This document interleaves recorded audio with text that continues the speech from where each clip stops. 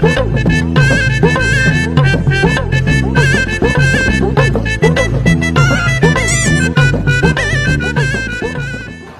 আলাইকুম।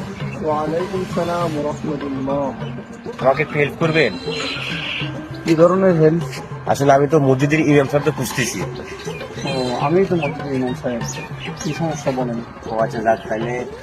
জি হুজুর, আমি তো আপনার কাছে আসছি।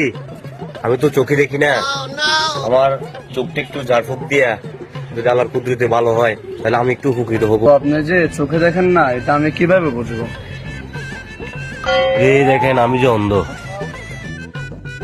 আপনার চোখ দেখে তো বোঝা যায় না আপনি যে অন্ধ। কেমনে যে বুঝাই আপনারে? আচ্ছা হুজুর, আপনি ওই যে টাওয়ার আর ওই যে টাওয়ারটা দেখেননি? জি দেখি তো। কিন্তু হুজুর, দুঃখের বিষয় আমি দেখি না।